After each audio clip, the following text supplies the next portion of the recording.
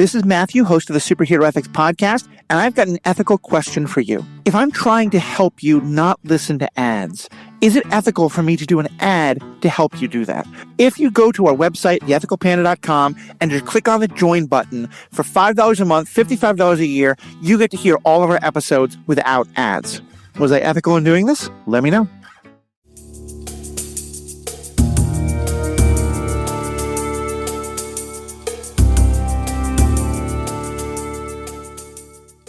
Hello and welcome to this episode of Superhero Ethics.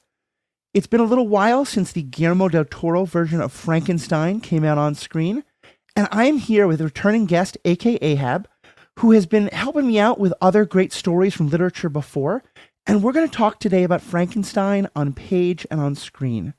Now, there have been a lot of great podcasts and articles and things like that have gone into what are the similarities and differences between the book and this movie. And that's not necessarily what we're going to do. Instead, we're going to look at some of the key ethical questions and how are they explored in the book, how are they explored in the movie, and why is there a difference, and which one we feel more compelled by, and all that kind of thing. Looking more at the questions themselves than really trying to do review of either one. So, AK, let me just give you a chance to say hi, introduce yourself, and tell us a little bit about your experience with Frankenstein. Yeah. Hi, everyone. I'm AK.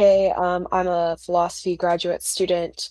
My experience with Frankenstein. I don't think I read Frankenstein until like a year or two ago. Honestly, it was like one of the classics that I somehow skipped over. But it's like one of my dad's favorite books. He always told me that he really liked the kind of foiled style of the story within the story within the story. So it's like been in the background for a while. I really enjoyed it, although it did take me. It was a book that I got partway through and then stopped for a long time and then went back to. And I didn't see the movie until you reached out about it because I had seen stuff about the movie and then forgotten it existed and didn't get around to watching it. So I really enjoyed watching it and kind of returning to the book and rereading portions of the book after watching it. But beyond that, I wouldn't say I've spent a ton of time with it compared to some of the other literature I've spent time with. Right. That makes sense. Well, and so talk to us about the book itself. I think there are a lot of people who talk about this book as kind of like the original sci-fi work. Certainly, I think it's one of the most instrumental, one of the original horror works in a lot of ways. Why do you think it is that this book has had such a lasting legacy and that we keep returning to the Frankenstein story on screen? Yeah, I mean, I think there's the original story of Frankenstein and the question of the preservation of life and the narrative of how can humans preserve life beyond death, I think is one that has faced, the human condition as long as we've been around. And so like that story being kind of a really concrete version of that trope told in the context which is a horror kind of context. I think just becomes really classic on the nature of it calls to humans, right? We all kind of have this desire to live, and medicine pushes often towards the desire to preserve and extend life. But there is always going to be the question of what is too far, what are the ethical obligations that come with the creation of life, and what are the ethical obligations involved in living and in dying. And so, Shelley does a great job writing the story in a way that feels very much like a common moral struggle, Right. even within oneself, about what the nature of life is and what our role in life is. Yeah, it's, I often talk about how the stories that I like most are where it's using the supernatural, it's using science fiction, it's using whatever it is as a metaphor for situations and ethical questions and problems that exist in our own world. And I think this is a great example of that because you said, most of us are not mad scientists who are going to try and stitch a body together. I hope not. If you are, well, keep that to yourself. But, as you said, we all have questions about life and death. We've all had questions about what is the meaning of those things, as well as some of the other themes that this is about. The theme of, you kind of talked about it specifically in terms of life and death and medicine. I think it's very true, but also just writ large, the question of what is our relationship to nature? And where is the line between scientific achievement and hubris? Yep. And questions about parenthood Hmm. parentage and parenthood and relationships we have, as and also just the question of the other and Hmm. who we judge and how the way something looks can affect how we judge something, and what does that mean to judge it then if you don't see the way it looks, and all these kind of questions like that. Yeah, I absolutely agree. And I think one of the really interesting things between the book and this, movie representation of the narrative is that I think they're kind of playing on um, very different ends of what those moral questions are. So I'd say, like, in my read of the book, the question of parentage, and particularly of like the responsibility of individuals in medicine and in parenting was emphasized in a way that was different because in the movie I felt more of an emphasis on the discussion of the other and how we view the other and how we perceive the other. And so there's still those parenting dynamics and questions and the question of the relation to like responsibility in regards to raising another person, but it emphasized more in some ways the relationship to like the grotesque other or the monstrous other. Right. And I think that's one of the things that's always going to happen when you are taking works from such a different time and place. Even just that question of, what is mankind's relationship to science and technology and how much control we have over nature. You know, the things that would have been considered hubristic at the time of Shelley's writing are considered just the most basic, of course we can do it science today. And, some of the challenges they were facing in the Industrial Revolution and stuff like that's the context Shelley's writing against, is very different today, and yet, of course, very similar. And you started to bring up some of the stuff about the movie, and like I said, I want to get into specific questions, but we'll start just a little bit general. What did you think of the movie overall in terms of, again, not in terms of quality, but in terms of what you thought was interesting, in terms of what it sort of changed or emphasized differently than the book, or similarly? Yeah, so I mean, I thought the movie was visually gorgeous. I mean, I think the visual decisions that they're putting on the screen are very in line with a lot of the kind of emphasis that Shelley, I think, was putting on um, the visual in the sense that, the monster is juxtaposed to these sort of beautiful backdrops, and the context of the beauty of the backdrop changes in relation to kind of the emotional moment. I liked the movie a good amount. My biggest kind of thing that I felt was lacking for the movie, and I don't wouldn't even say lacking. I think the emphasis on the time we spend with Frankenstein, um, creating the monster was really interesting because in the book, it's kind of hand waved a little bit. We kind of get montaged through the process by which he creates the monster. And I found the change of him not immediately abandoning the monster quite interesting because, in the book, he basically makes the monster, goes to bed, wakes up, and runs. And there's little to no interaction between the two of them until much later. Whereas in the movie, he spends a good amount of time with the creature. Engaging with it in a context that is very, very, very much just not a possibility at all in the book. And that changes a good amount of how much and in what way Frankenstein is responsible for the ultimate kind of violent acts of the creature. Because in the book, the question of that responsibility is in relation to an abandonment, whereas in the film, the question of that responsibility is relation to a more intentional and directed form of abuse. Right. And I want to talk about those actions, but just even going back to where you started, I really loved how much more detail the movie went into with the process of building the monster. Especially in terms of the way he gets the body parts, because Mhm. to me, one of the things it really shows is that Frankenstein is at this point, I'm not going to call him immoral, but I think amoral is the best Yeah. description, in that he Mhm. has, like, the scene that really stuck out to me is when he goes to meet with condemned prisoners who are about to be Mhm. hung, and he treats them literally like the way you would talk about lab animals. And there's no empathy for, and granted, these are probably, people who've done terrible things, or maybe have not done terrible things. Criminal justice back then was not the best, not that it is today, but you know what I mean. Mhm. Um, But even so, like whatever else you think about it, like these are still people who are facing their death. And Mhm. he smells one of their breaths and just says, "Oh, you're going to die anyway." And someone else, he says, "Oh, you've got a good back. You'll be a good specimen." And others, he doesn't even talk to them. He talks to his lab assistants about them. Mhm. And it's a blink and you miss it kind of thing. It's maybe 15 seconds of screen time. But to me, that really highlighted how much, for all of his protestations, about wanting to help humanity and conquer death and all that kind of stuff, this is a person who has no compassion. This is a Mhm. person who Mhm. is so locked into his scientific pursuit that nothing else matters, and that's really terrifying in a way. Yeah, and I think they preface that scene, by giving us an insight into his lack of compassion in the scene where he shows the, um, I guess it's like the school, the progress he's made and the work he's been doing with kind of the upper half of the torso. And like the the body is very clearly experiencing, at least in its initial kind of awakening, like an agony. And then it settles and it's interacting and it's a little confused, but there's an interaction happening, and then he like unplugs it and it dies another painful, agonizing death.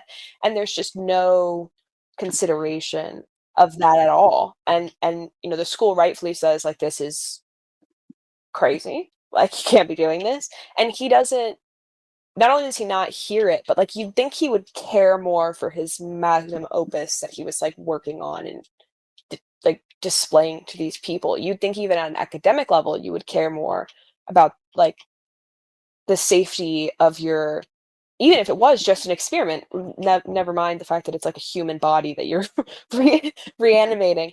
Um, he's just very flippant about the science that he's doing in general. And then when we later see him just picking bodies who are still alive, uh, it certainly sinks in that like, oh, these are material for him, and like he is concerned with the material conditions of life.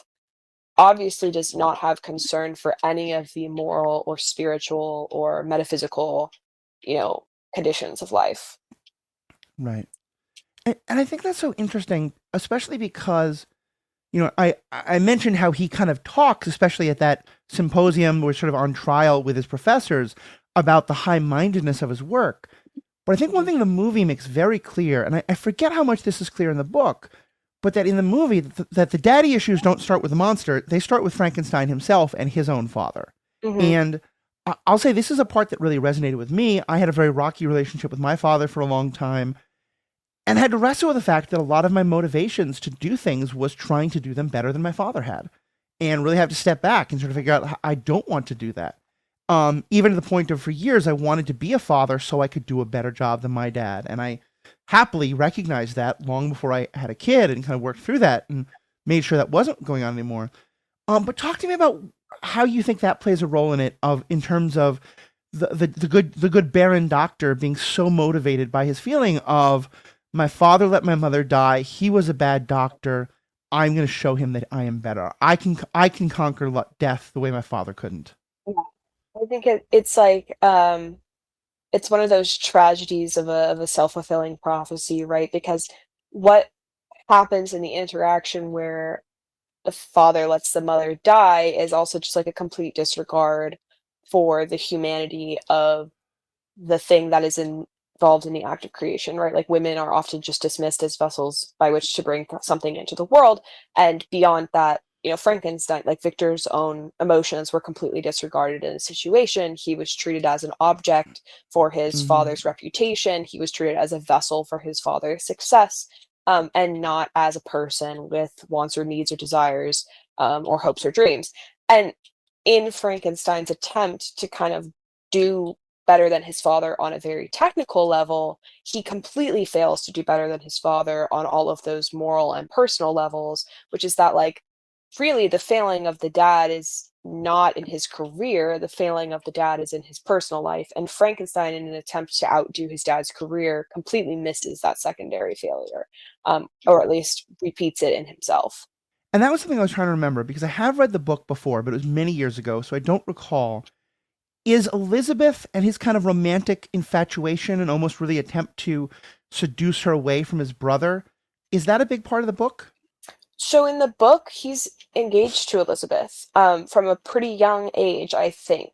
I could be wrong Mm, because I read the beginning of the book a good bit ago, and then, like I said, paused and then ended up finishing it earlier this year. But like the I'm pretty sure Elizabeth like comes to live with him when they were young, and then they end up betrothed, and then they're like betrothed the entire time, and he goes back to her and goes back and sees her, and she like loses him to the work is kind of one of the right. things that I think happens is like she's like, oh, like I had a betrothed and now he's gone off to school, and every time he comes back he's weirder.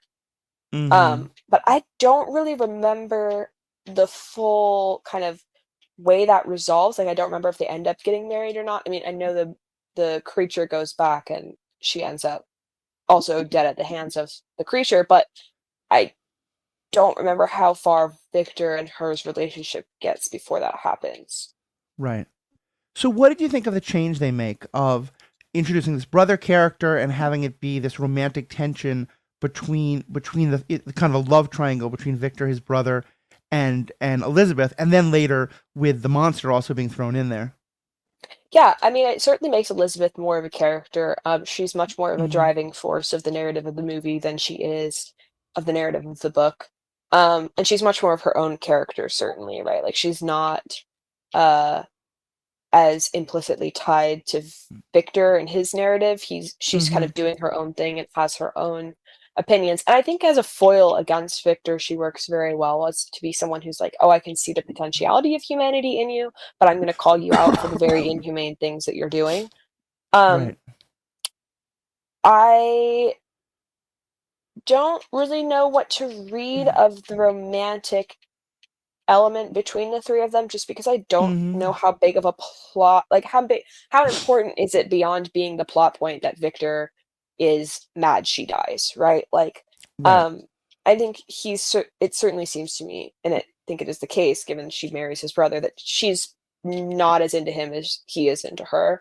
Um Right. and I think it's a interesting role. I think it's a compelling role.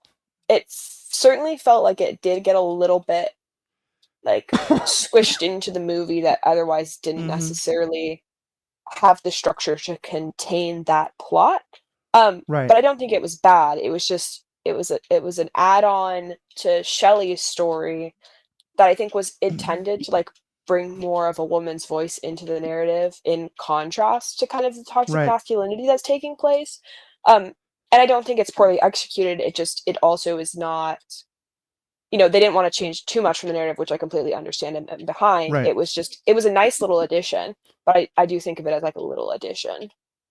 Yeah, and to me, I think more than anything, it just reflects Del Toro's kind of sensibilities, but also just how different a time it is that we're telling the story. Yeah, Because in a way that I think is very much not necessarily been true at the time that Frankenstein was written, yeah, although maybe I could be somewhat wrong. The Dracula story existed a counterpoint, but like monsters weren't sexy necessarily when Shelley was yeah, writing in the way that they are today. And I think that Del Toro loves telling stories about monsters as sexual characters. The Shape of Water is another kind of version of this. And I think you don't cast a really handsome actor like Jacob O'Rondy as Frankenstein and then not have someone on screen who recognizes who's playing into that sexuality of him. So yeah, yeah, so I kind of agree that it felt to me like it was added, I think, to give her more of a character, which was great, to give a foil to Frankenstein, and also I think to play into the idea of that we now have two people who see a good side to the monster, mhm, one in this romantic sexual way, and then one, of course, the stranger in the woods in this kind of companionship friendship way. yeah. And I think um, the immediate kind of recognition from Elizabeth towards the monster certainly speeds up some of the monster, the creature, the monster's development in the narrative in a way that I think is also very conducive to a film. Like we're able to get a lot more of a understanding of who he is and what he's doing through his interactions with her that in the book takes a really long time to develop in terms of like his emotional and mental development Right. in the woods with like other family. And so like it works really well to show us that no, this is a creature with a duplicity of attitudes and moods and possibilities, and he is pushed towards violence in the movie by violence, but was not inherently there in the first place, which is a little bit of a different narrative than is told in the book, because I don't think he's inherently violent in the book either, and he is still Mm-hmm. pushed towards violence by violence, but it's not necessarily Victor's violence in the same Right. way. Yeah. So let's talk about some of those deeper questions that the two works are really exploring.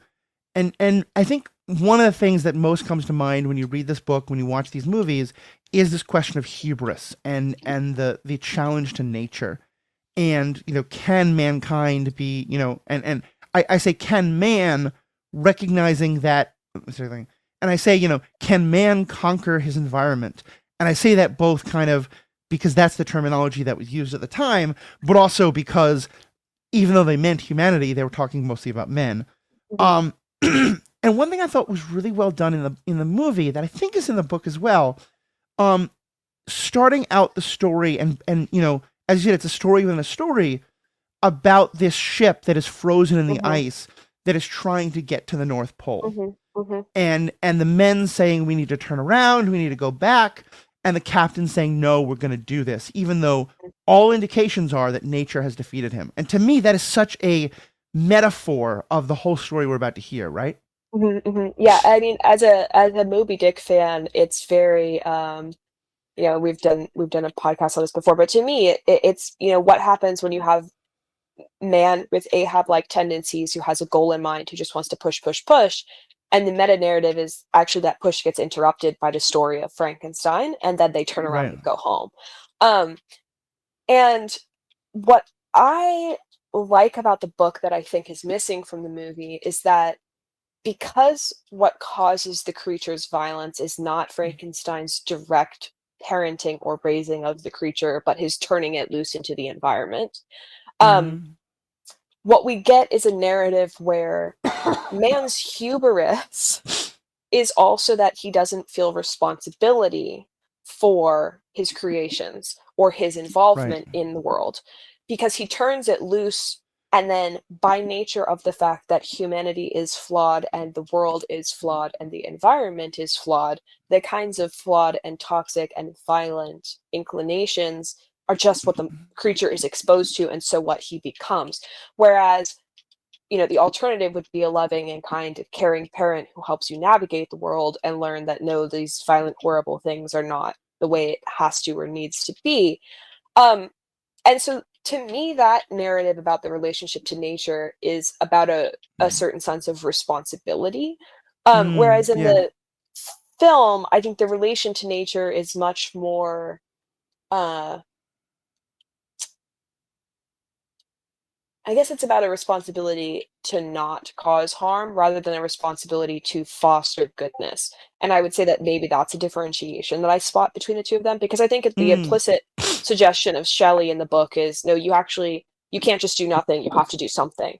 Whereas in the film, because Victor is so intimately violent towards the creature, the message ends up being more in the direction of, I think, don't be violent rather than being Right. caring. Um, Right. and in relation to nature, I think in the movie, there's much more of the creature is acting kind of vengefully in relation to nature, like the elemental components of where the creature finds itself and how it responds to Victor in these like kind of passive storm-like ways, like these just big waves of response, is in its own right very compelling and very interesting, and I think very in line with the fact that like you can create and can make all kinds of things, and at the end of the day they're gonna act in their own ways that cannot be predicted, and I think all of that is very valuable, but it is different than what I see in the book. Yeah, I definitely see where you're coming from there, and I think the the movie, I think especially with that framing of the captain, where he just doesn't seem to care that his men don't want to go on and that his men are dying. It's to him all about that goal. Mhm, And I think in the same way with Frankenstein, and you're right, there isn't as much the sense of that. The responsibility is there, but not. It's more about like the consequences of your actions rather than like what are the what have you created and put out into the world, and how is that coming Hmm. back to you? Because you know, for me, part of what makes the story of the monster so tragic is that the way it reacts to its world is actually not very different from any like just born creature. Hmm. I'm a recent parent, as most of my listeners know. I have a child who's now 6 months old, and we do our best to take care of him and be there for him at all times, and take care of his needs. But there are times when he's really really angry, Hmm. and sometimes it's because we just gave him a vaccine shot, or because he dropped his bottle and he doesn't have it and we're not picking it up on time, or because he's really really tired and he doesn't understand that if he stops yelling about how tired he is and goes to sleep, it was said. The point is he's very angry, but he's tiny. There's no doubt. Like it's okay. We can soothe his anger, and we're also not in any danger from his anger. The monster is that exact same set of emotions on a 10-foot tall creature that has the strength of 100 men or whatever Hmm. it is. Hmm. And I think that's one of the things that plus, as you kept talking about, the monster is lashing out because of all the people who've lashed out at him. Hmm. And for me, there's so much in his story about how like people who've been abused grow up to abuse people themselves, hurt people and stuff like that. And that, yeah, when people, when you see just like the number of times he's trying to help someone, but people just look at what he is and what he looks like and immediately assume he's a threat and therefore want to harm him, of course he's going to fight back against that world. Yeah. I also think there's an element, I mean, and we've talked about disability a lot before. I mean, it's hard to read Frankenstein or any version of the story without considering at least some of the disability implications. I mean, he's a body Yep. built from corpse. One of the things that I think the movie shows very well is that the prioritization of certain physical abilities and the way that that is carried out often causes some trade-off in your emotional stability. And Mm-hmm. we've seen this, globally with like I think about Olympic athletes in like Soviet Russia who were horribly mistreated, or even, like pageants in the United States for young children. There are lots of conditions where we push certain physical standards or conditions or abilities on people and then are shocked and frightened by the emotional response with what we've created and the gaps we've created and the ways we've disabled people by forcing certain physical conditions upon them on the assumption of ability. And I think the creature being so strong and physically able in one sense and on the other sense being completely vulnerable and in need of care and consideration in the mental capacity because it's a child, Right. is a really, I think, powerful demonstration of the way that like access needs trade off in two directions, and an overemphasis on attention to kind of one physical or mobility consideration can often cost the other quite gravely. Yeah. Do you know the story of Mice and Men? Either the book or Yes. any of the screen adaptations? Yes. To me, that's part of what I think about that, is that the character of Lenny is very Mhm. much that same kind of idea of he's the gentle giant. He's Mhm. very large and very strong. And I think, Steinbeck is writing at a time where we don't understand this condition the way we do today, but he is what I think we would call today developmentally disabled. Mhm. He does not have the intellectual capacity that a lot of other folks do. And, and so he winds up in a situation where he's talking to a woman and he's trying to interact with her the best way he understands, but he does it in a way that she finds physically threatening. And I think she very understandably reacts poorly to that. I think actually in the book she's kind of teasing him a little bit, but still, I don't like Yeah. it. It's not her fault necessarily by any means, but she kind of is upset about that, and he panics and is trying to calm her down, not aware of his own strength, and kills her. Mhm. And to me, that's very much the monster there of, Mhm. that same idea of the giant that doesn't know his strength. And, Mhm. in a Mice and Men, there's this whole story about like, how much is the responsibility of his friend, like to kind of prevent that from happening. And Lenny's a full grown adult. Like we don't know what his background has been like, but certainly with the monster, we know, like you said, Frankenstein had this chance to try and teach him, try and like help him learn how to exist in the world. But I think because Frankenstein doesn't see this as a sentient being that I'm going to raise, he sees this as I want it to be a successful iteration of my work. Mhm. And when it's not, he gets frustrated and he yells at him and he hits the monster and he demands that he say the word Victor and all this kind of stuff. And just, yeah, it becomes incredibly abusive. Mhm. Yeah, and I think, like, part of Victor's disappointment in the film is certainly the lack of intellectual capacity with the creature. Like, he's mad that he won't say more than Victor, that he is seemingly a quote like dumb brute, right? So Right. he like relishes the physical capacity of the creature and is utterly disappointed at the mental capacity of the creature and then justifies like chaining him up in the basement. And that's also something that's incredibly common in the history of disability, was like Right. individuals who were developmentally disabled being perceived inherently as a threat because they had bodies and were unpredictable, or particularly in conditions that were already violent, particularly in conditions that were already triggering. And so the solution to these people's existence was to just put them away somewhere and never Right. try and engage with them again. Um, and that does, it breeds violence. Like, that's when those people end up in the world later in life, they were often violent because that you could build violence into someone, especially someone who's already like mentally disabled and Yeah. subject to certain forms of manipulation. Like, that's just something that does happen. But then that violence gets blamed on the individual who is enacting it out in the world in a physical sense, and not on the individuals who created the conditions for that violence to arise. Right. And that's why I think the story of the old man in the forest who befriends the monster is so powerful because here Yeah. I kind of mentioned before that um one of the things we're exploring here is how much our sense of the monstrous is the visual, and that the monster in Frankenstein's case looks monstrous, Mhm. but isn't in any other capacity. And that I think it's really important that when he meets this old man in the forest, who first thinks of him as, the nature spirit, and becomes realize he's just another person, doesn't see him as monstrous because he's blind, and just therefore relates to him. Mhm. Now he develops intellectual capacity. He learns to Mhm. read. He learns to philosophize. He learns to think. And I think it's really it's a sign of Victor's failure that, here's someone who uses a carrot instead of a stick and it works. And Mhm. it's the failure that proves the success, is that Victor Mhm. did build a creature that could have intellectual capacity, but he just didn't know what to do with it in order to get it there Right. I because mean, he couldn't get he out of his had own way.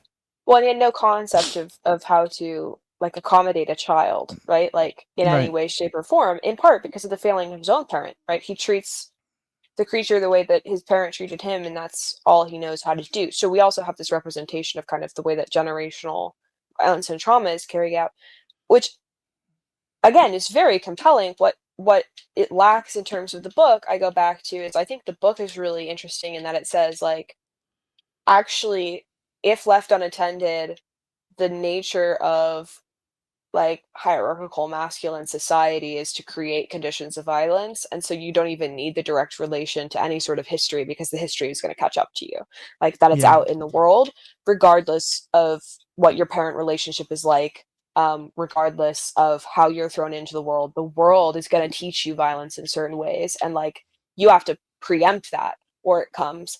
Whereas in Frankenstein, they're showing us how it happens, which well, the film Frankenstein, which is also incredibly valuable, but the fact that they're building that up, um, you know, I also think is a product of the fact that we much better understand these things from like a social and psychological level as as a society now. That telling the Mm-hmm. story in that way, um, is going to actually reach more people, I think. Yeah. I think you're right. And I think part of the challenge, I think, when you're adapting works from long ago is how do you find what the message was, and then how Mhm. do you update that for today?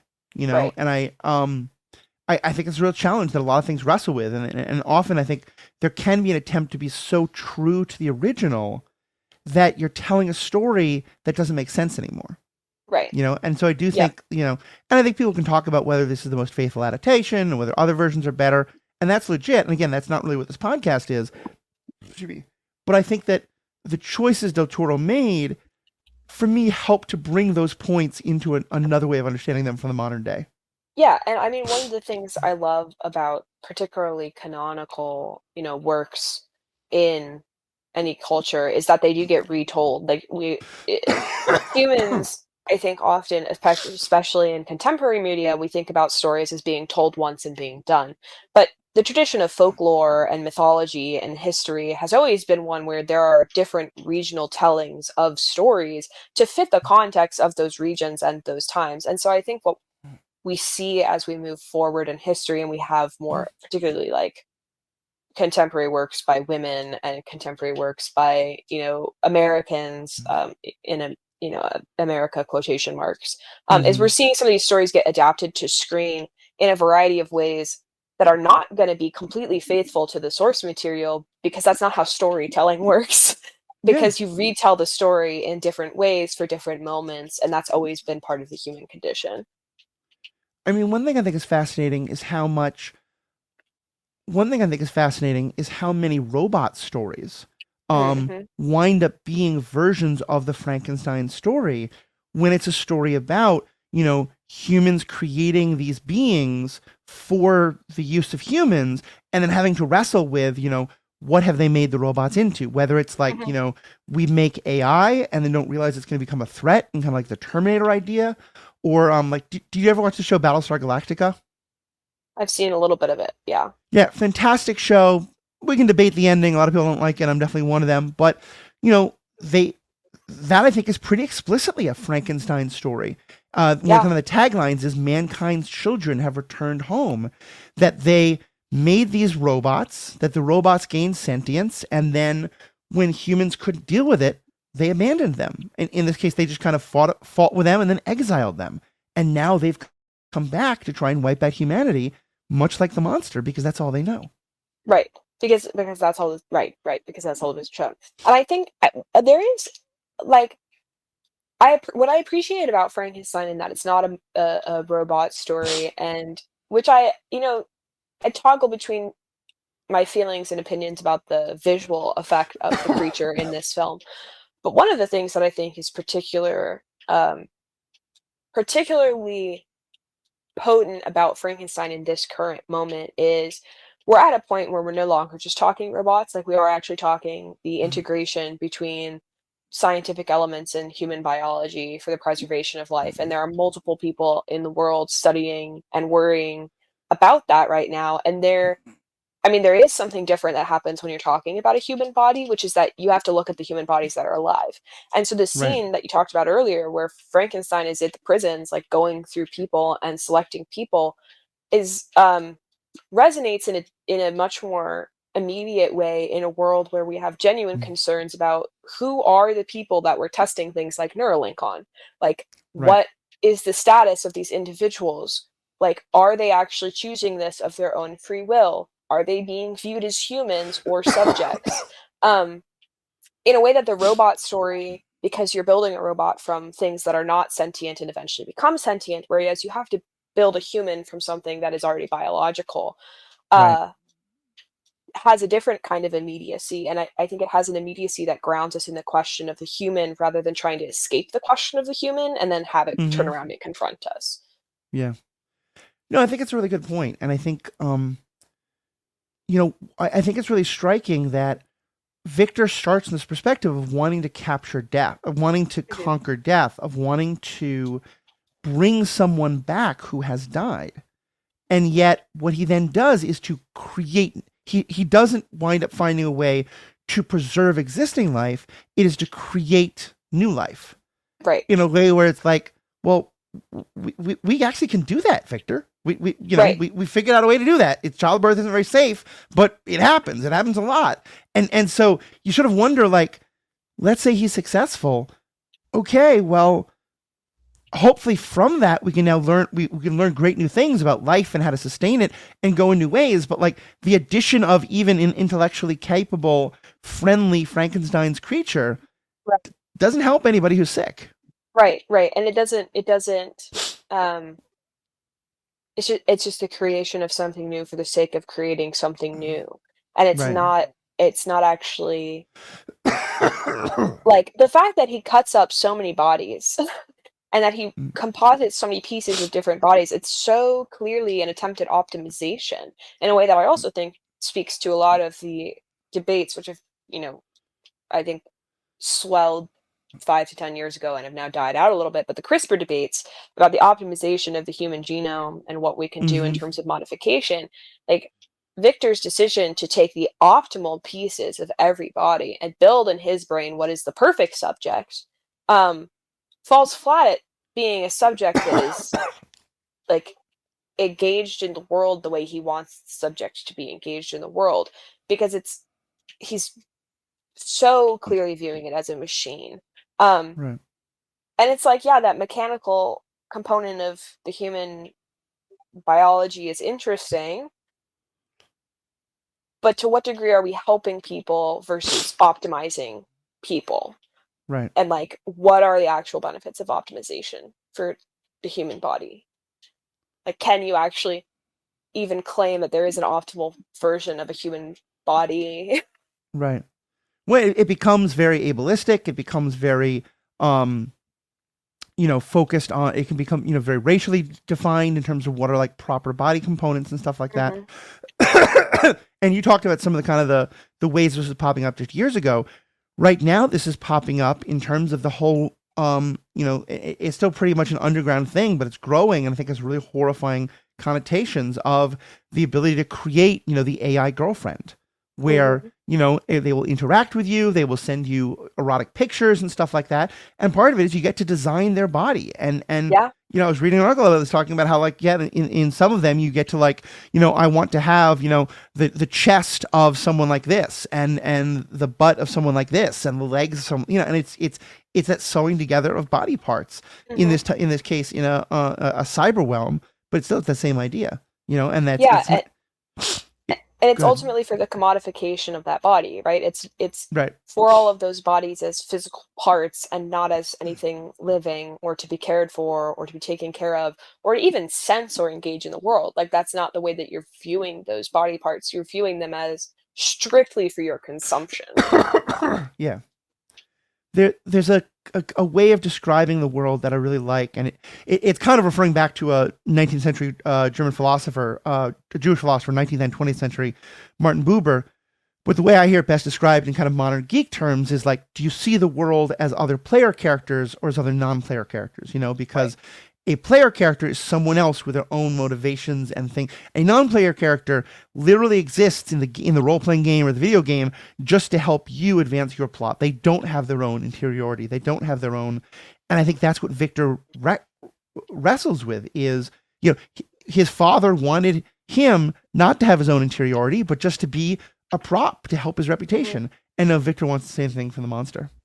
Yeah, and I think, they go even further with Victor in that it's not just that he wants the same thing for the monster, he wants the same thing from Elizabeth and from his brother, and it costs both Yeah, of them. yeah, Like, you're right. his brother does all the heavy lifting in the creation of the lab, like, literally all of the heavy lifting. Mm-hmm. Victor says, "Here's the plans," screws off, Right. and, like, he has an interest in what they can immediately provide to him and what their bodies can produce for him, and no consideration for their being in the world beyond that. Yeah. No, I think it's very true. Well, this has been a great discussion, AK. Is there any other last things you want to bring up or points we haven't touched on yet? I don't think so. Okay. Well, for those who are hearing you for the first time or want to hear more of you, where can people find your writings or stuff like that? Yeah, I'm on uh, Instagram at Iron Kingdom Adventures and TikTok at Iron Kingdom Adventures, and then I'm on Twitter as AKA Hab. Awesome. Awesome. Definitely check that out. Of course, if you go to theethicalpanda.com, you'll find all the old episodes of this podcast, of my other podcast, Star Wars Generations, as well as all the ways to contact us. Let us know what you think. We love doing feedback. We love hearing from you. Please send us your thoughts, email, Twitter, TikTok, carrier pigeon, whatever works. On behalf of myself and AK, thank you so much for tuning in. May the force be with you.